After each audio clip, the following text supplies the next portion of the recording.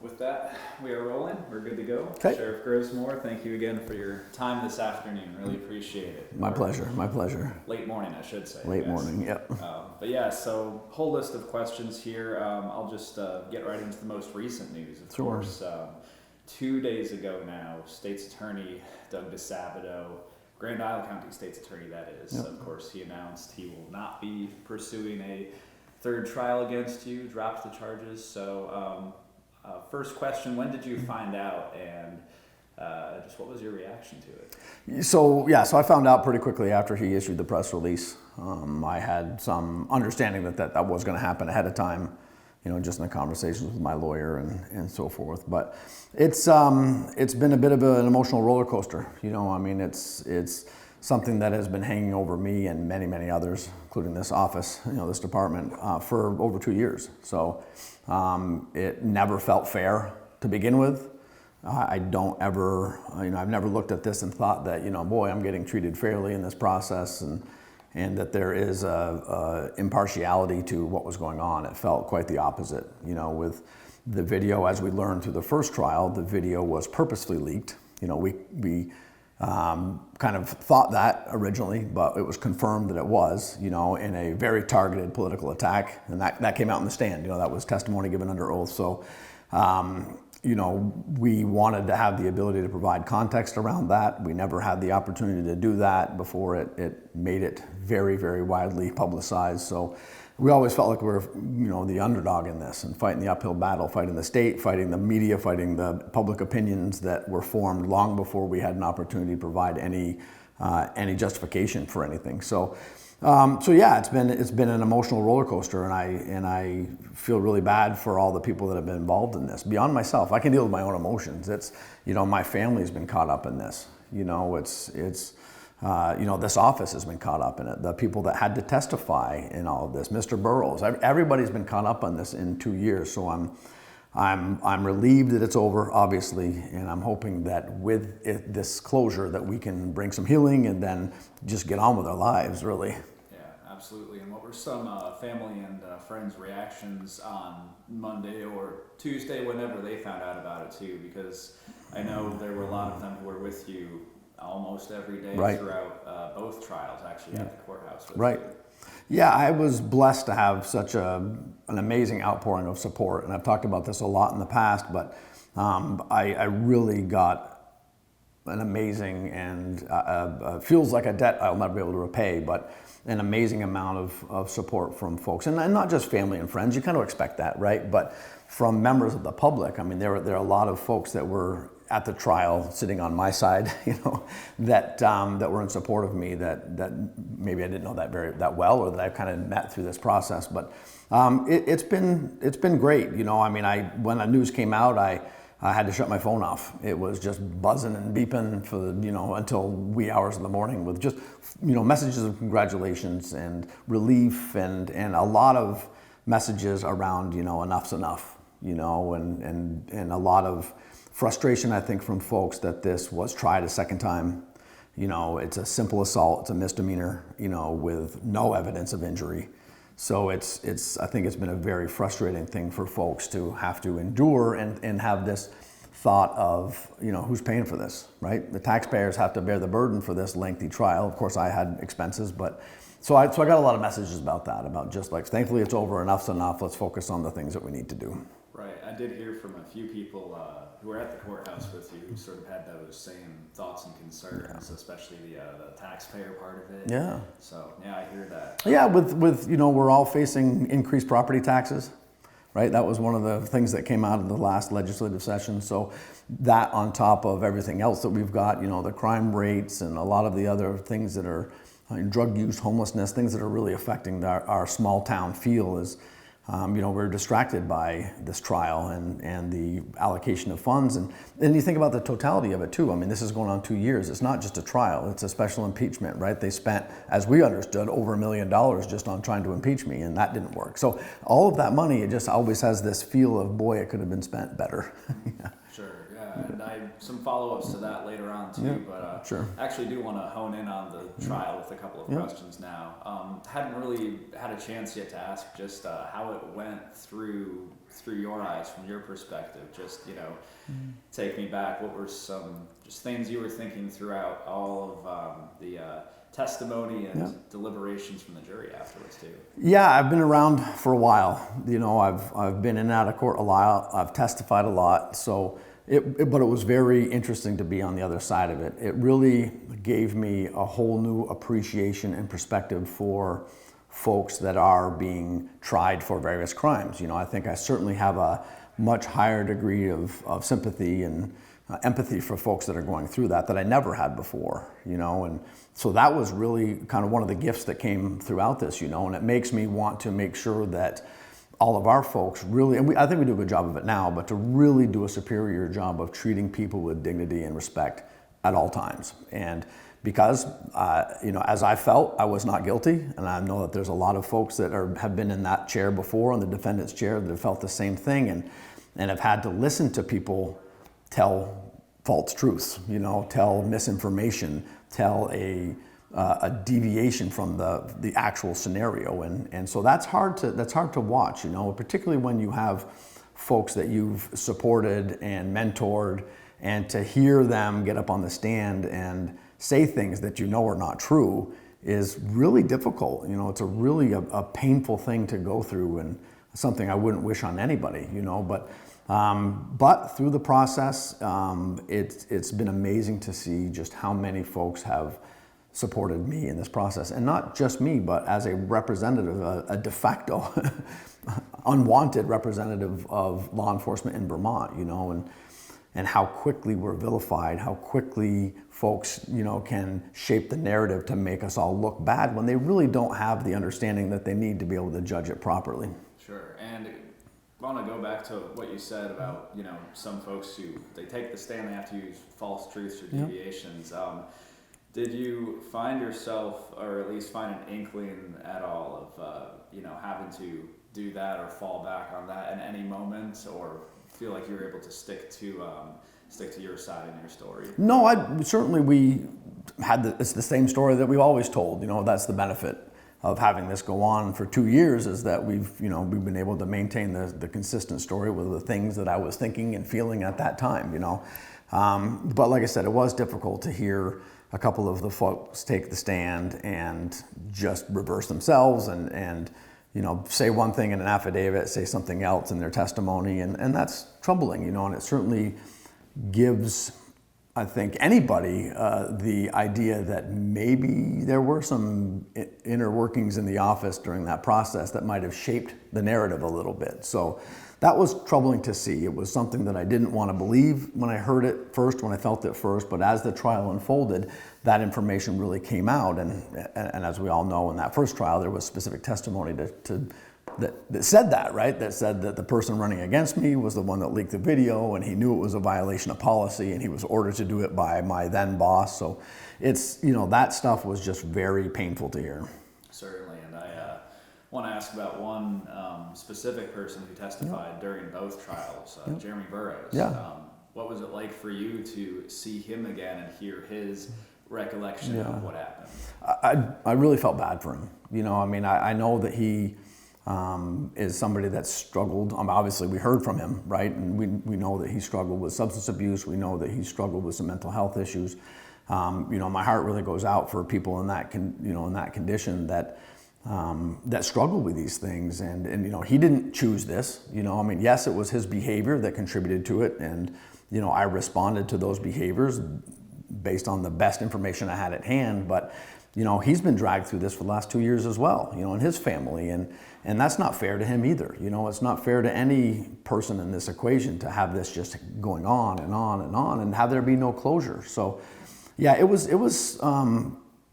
tough to know that this is a person that is such need of help, and have to be dragged through this like everybody else did. It's hard not to feel bad for him. Had you seen him or spoken to him at any other point before the trials? No, I haven't. And I couldn't anyway, right? It's tampering with the witness, so I couldn't reach out or anything like that. But yeah, I am. I'm sorry that he had to go through this as well, and I hope that with this being closed now, that he can find some healing and he can move on with his life. And it sounds like, maybe he's in a little better place today than he was back then 2 years ago. So hopefully that's how it is. But yeah, and also seeing his testimony, right? I mean, he's having to relive this too, and it's an embarrassing thing for him. And he certainly has demonstrated he wasn't proud for his behaviors that day. So yeah, it was kind of a hard thing to watch. Yeah, certainly. Another thing I want to ask about that was brought up, I believe, both in the July and I'll say September/October trials. It went on a while. So 2020, that was a year, of course, where there was a larger than usual spotlight on police and cases of police brutality across the country. Obviously, the famous incidents were far different from what happened here. But do you feel like all of those happening sort of cast a brighter spotlight on your incident with Jeremy Burroughs and the deputies too? Yeah, oh, absolutely it does. And the way that our social media landscape has evolved over the years, it's given people a voice that can share their thoughts and feelings, but don't necessarily have the appropriate education, training, and experience to be, providing those, good opinions, those strong opinions, those accurate opinions. So, and what it's really taught me over the years is that it's a very polarizing thing. I mean, we get just snippets of what uses of force look like, and we don't ever get that. We as just people, I mean, not as law enforcement officers, but just the general public, never gets the full story. And that's indicative of everything. And one of the things that really stuck out for me was the state's expert, and it's something that I've said a lot when I've been interviewed in the past, is that if you were to show any use of force in the same thing, right? If it's an hour-long process and you were to clip it down to just the point in time when force is used, it would look bad.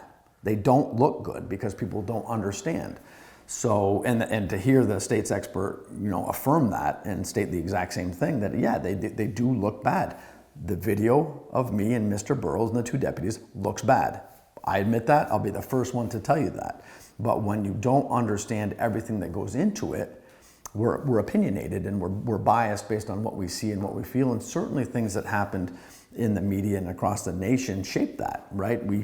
We want to have this faith and trust in our law enforcement, and when we see these things happen, we immediately get angry, and so it's this reaction based on fear rather than on, hey, maybe I want to learn about this, maybe I really want to understand this. And I've seen this too through this process, that people that have had negative opinions, they didn't come to the trial, they haven't read the transcripts, right? They've just seen the video. They've seen the news. That's the only thing that they have to base their opinions on. And from being in the trial for a lot of days, lots of hours, that there's a lot to the story. There's a lot that comes out, and there's a lot that is important for people to consider before casting judgment. But unfortunately, that's the society that we live in. Yeah, and one of the things that was also talked about a lot in the trial, the types of use of force. Some of the terms that come back to mind were foot push, clamshelling. I remember you mentioned. So are those, this has already been answered, I guess, but are those common police practices and sort of uses of force that you still stand behind and find appropriate in the right situation? Well, one of the things that we are afforded that I don't think got enough attention in the trial was that we are afforded the ability to improvise.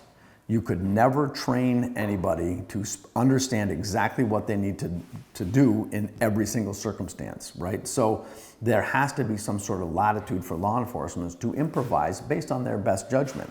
And that has to be something that exists, because again, we're never gonna know exactly how to proceed in a situation. Every situation is different. Every situation is volatile, potentially volatile, and requires innovation, and so yeah, I still stand very much behind, the actions that I took. They're not quote unquote textbook actions that we might train for in a use of force scenario, but like our use of force expert stated, why, when he was asked, why don't you teach spitting defense? Well, who's going to stand there and let me spit at him, to learn how to defend it, so that just, I think, really highlights the need for just a broader understanding and, broader tolerance for the fact that we work in incredibly demanding, incredibly quickly evolving circumstances, and we have to be able to have the support to do the jobs that we need to do. Right, and this is a completely, make-up scenario here, but let's say, right now today there were a situation where one of the deputies that you now oversee and manage, say they were in a situation like that where they were forced to improvise and sort of chose a similar tactic, foot push, clamshelling. Would you stand behind them in that moment? I guess it depends on the circumstances. Of course it does. Yeah, exactly. That's what I was going to say, right? I mean, anybody that looks at these situations, these use of force, and particularly in a leadership role like mine, we have to look at all of it, right? We have to look at all of the things that went into it, and interviewing the individual, the actor in that, the police officer in that, is incredibly important. We need to understand what are their thoughts and feelings. And one of the things that this trial made a really big deal about was the opinions of the two deputies. They're almost irrelevant. They're not the ones that were involved. If we were both applying force in the same manner at the same time, then their opinions become more valid. But they weren't involved. They were off to the side. I'm the one that chose to use force. I'm the one that recognized the threat, so I responded the way that I thought it was necessary. So all of those things come into play, and so we would need to investigate, evaluate, and understand everything. Like in the trial, we talked about the totality of the circumstance. We'd have to learn all of that. So if those same scenarios played out the same way that they did for me, I 100% would back my people in that. And at the risk of repeating things that have already been said, so you felt in those moments the two deputies perhaps weren't doing enough. Correct. That's why you felt the need to sort of, how could I say it, do the job. Intervene. Yeah, for sure. So. And again, looking at all of that too, and one of the things that was going through my head, and again, is a second, right? So think, how fast can you evaluate all of those different things in a second? So one of the things to consider too was, like, as the female was pushing on him, well, there's a seat there. His handcuffs are, what if he goes back and hits his head? Right? So that's why I was going for the pivot point. That's why I was like the clamshelling technique that I talked about in the trial, because that would put his bottom on the bench and not put him in a position to go back and hit his head. So again, those very, very quick reactive things that are easy to look at in that, Monday morning quarterbacking mentality, or that hindsight 2020 thing, and we can pick it apart and say, well, you coulda, shoulda, woulda. I had less than a second to react. Yeah. So. And that part in particular, thinking about his head could hit the wall, was that something that in that second actually came to mind, or something thinking about afterwards? No, in the moment, when you see the scenario, I mean, thankfully I've been doing this a long time, and people that have been doing this for a while can do that very, very quickly, like going to an accident scene. We instantly think about injuries and are there additional hazards and how to deal with traffic, and you can do that very quickly, just based on experience, right? So that's one of the things to see. And as she's pushing on him, that's one of the things that first came to my mind, was that, what if he falls back? And she's doing it alone. The trial tried to show that they both were involved, but they really weren't. There was only really one person pushing on him to try to keep him back from advancing, and that was the smaller of the two individuals. So, when you look at all of those again in a split second, you make the best decisions that you can with the information that you have at hand. And certainly with anybody in this profession, will always look at those things. And I've done that a million times. I've had this conversation with my leadership team here and a lot of my deputies of, how do we learn from this? There's always opportunities to do it. And knowing what I know now, would I have responded the way that I did? I might not have. I might have done some other things, right? So it's easy to do it after the fact, and we will use that information to try to shape things better. For example, we need to make sure that we have a better holding area. Regardless of the cost, that's not a good place to store people. So we're looking at that, and we've looked at some other alternatives that we're still investigating today, and then proper techniques. Obviously there's, as the trial showed, there is a misunderstanding about how really to shackle somebody to the bench and under what conditions. So we're redefining that. We're doing that right now. We're looking at that right now. My captain's looking at that to see what makes the most sense. How do we best utilize that space now so that we can learn from that? Great. Right? So, looping back to some of the first couple of questions I asked, So last week when you walked out of the courthouse after the mistrial had been declared, one of the questions I asked you was, if there was a feeling of closure at all, a weight lifted off your shoulders, having a second mistrial declared. I remember you said a not guilty verdict would have been better. Right. The scenario we're in now would have been better.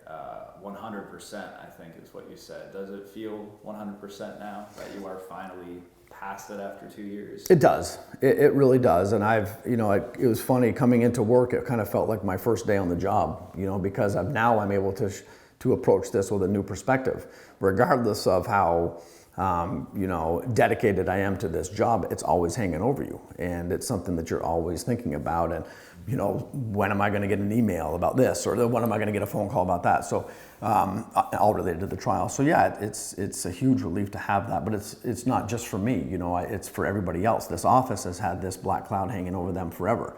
Their name, their reputation, their organization has been constantly highlighted as well. So, I'm feeling like finally it is 100% done, and now we can move forward.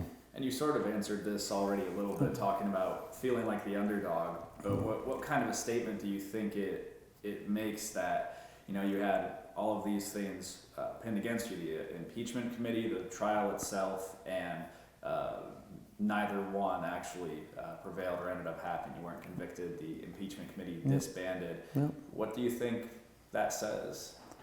Well, I think it speaks very, very loudly of how politicized our state is, and the power of ego in Montpelier is and can be very devastating. So I think that's something that's come out very, very strongly, and also too, the critical reexamination of what it really means to be a police officer. And I'll share with you one of the things that I've heard a lot from the police officers that have reached out to me, and some of them have gone through the process similar. They've had some, hearings at the council and stuff, and one of the themes that I hear is like, boy, I wish I stood up for myself. I really wish that I, defended myself and didn't just acquiesce to the requests. And I hear a lot about the pride that people feel in me is fighting the fight, and not just for myself, but for every other officer that's been victimized by the political machine and marginalized by the political machine and not given their fair chance to provide facts and circumstances in a very, very difficult to understand environment. And obviously we'll never know the answer to each of the next two questions actually, but had the jury returned a guilty verdict, sort of in an opposite scenario from what you just answered, what message do you think that would have sent? Well, when you again look at the totality of it, so the first thing we would have done is appeal, and we had, as we felt, incredibly strong grounds for appeal. There's a lot of things that happen in the way that the trial unfolded, and things that happen maybe behind closed doors that would give us an opportunity to appeal. For example, why wasn't I allowed to have it in this county? Under the Sixth Amendment, we are allowed to have, one of the rights that we have is the jury requirement, but it also notes in there that we can have it in our community, right? It's not the same text, but I'm paraphrasing, of course, but, why was I denied that right?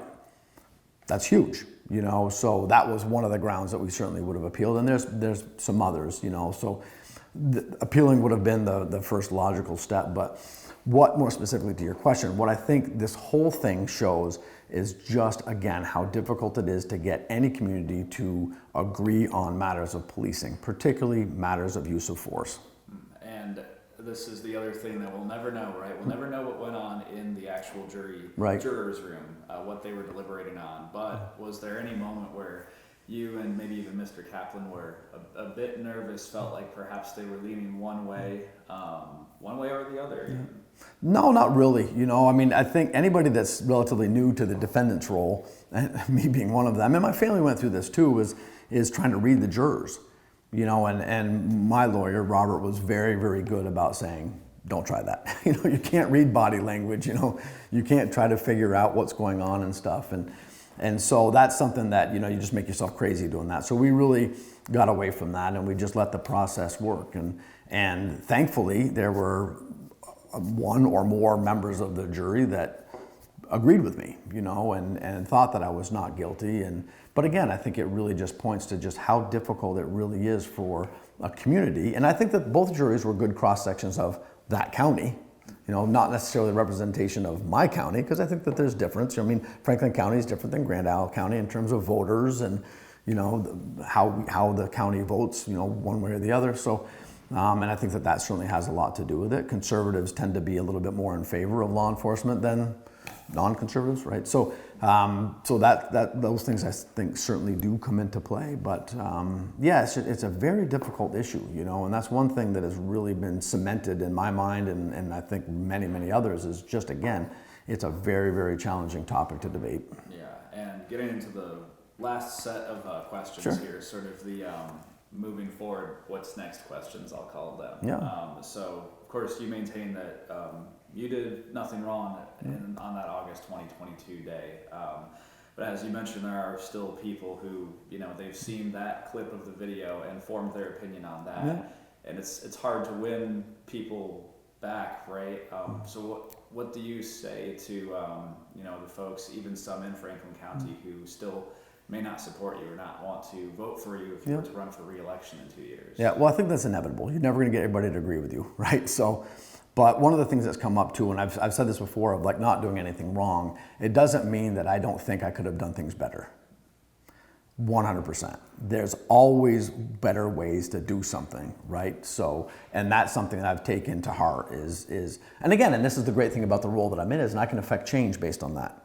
Right? So I can take what I've learned, what I've felt, what I've experienced, and then bring that to bear for all of the folks that work with me in this organization. So that's one of the great gifts, if you will, in this process. And I'll share with you, for example, like just knowing how I was treated by this department early on, that I wasn't afforded some fundamental rights that I'm guaranteed, and there's certain Supreme Court laws that guarantee law enforcement officers a due process.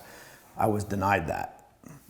So one of the first things I did when I got here was to basically institute a Bill of Rights for employees for this office, because I didn't want anybody to ever be, persecuted internally the way that I was. I want folks in my organization to know that we will very respectfully and diligently investigate any complaints against them, and we get them from time to time. And we will do our best to treat them with the dignity and respect like I talked about before, but then they have certain rights. We spell out all the rights that they have under the various different laws that exist and what they can do about that. And then we have, and sister to that, I rewrote our code of conduct. And I didn't invent it, I actually adopted it from a number of different agencies, one of them being the state police, or kind of like the premier of the, of the policy development in the state of Vermont. But I wanted to put those things in place immediately, because no matter what happens, I didn't want my folks to ever come to work thinking that they could be the next John Grismore, that they would get treated the same way that I did. So that was one of the things that was a gift in this process as well. Sure, and I know another fallout from everything that happened was you being stripped of your law enforcement certification in the state. Maybe I should have researched how this works. Sure. I don't know if it's something you can get back or not, but maybe you know the answer to that, and is that something you would are hoping to pursue if it is something you can re-retain? Yeah, we've already appealed their decision of the Supreme Court.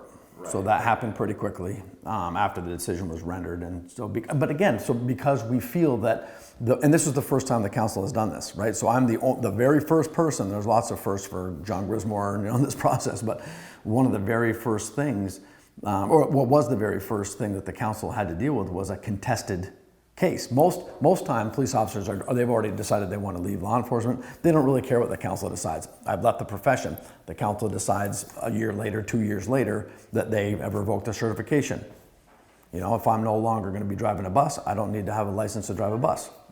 So it hasn't been an issue, but because I'm the only one that really wanted to contest it, there were some new things, and I don't think that I think it's very clear that they don't understand how this process should work.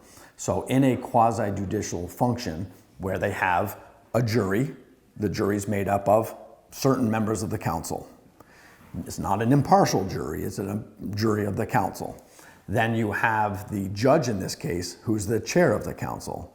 Then you have the prosecutor, who's the legal advisor to the council.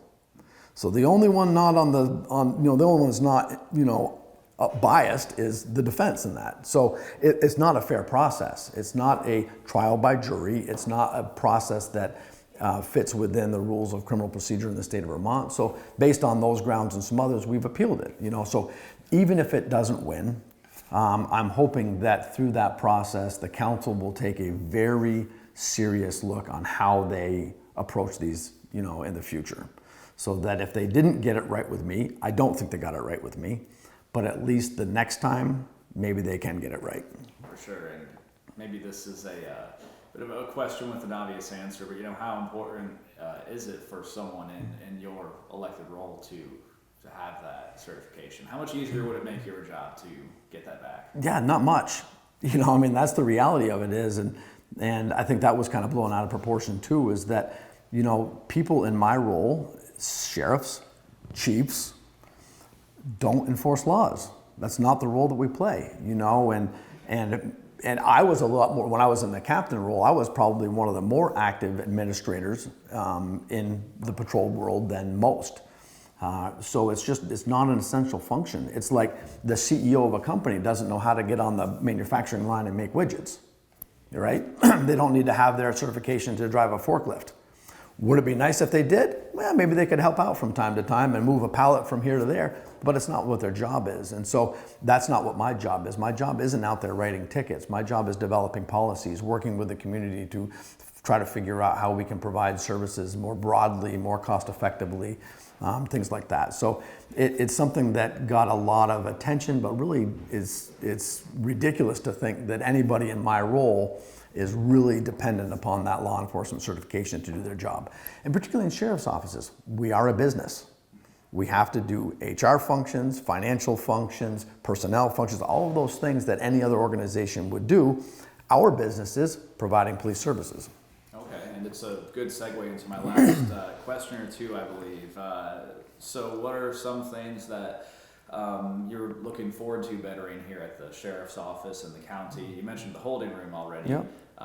So what are some big plans over the next 2 years at the very least? Yeah, so probably the biggest hurdle that we have to jump over is policy development. A lot of the policies in this office were written pre-2000 and are grossly outdated. So, and there's lots of them. So that's something that we've been trying to picking at here and there, and the low-hanging fruit are those really critical policies we have redeveloped, but we need to do that, and we've got a long way to go. So policy development's a huge thing. The cost of providing police services is going up. It's a very uncontrollable thing for us. Insurance costs are very, very high. Fuel costs, competitive salary is a big challenge for us. So how do we maintain, a good, strong workforce and still be cost effective so that towns, and certainly, towns that aren't very, don't have a big piggy bank can afford us and can use us. So that's kind of a lot of the juggling act that we're going to be going through now is trying to identify efficiencies within our organization so that we can provide more services more uniformly across the county. Gotcha. And this might not be a fair question just because it's so far in the future. Am I going to run again? Yeah. Is this something you want to do for the rest of your life? Yeah. Should you be, reelected and afforded that opportunity? And I'll tell you this with all sincerity, I haven't even thought about that. It really has been just getting from one day to the next.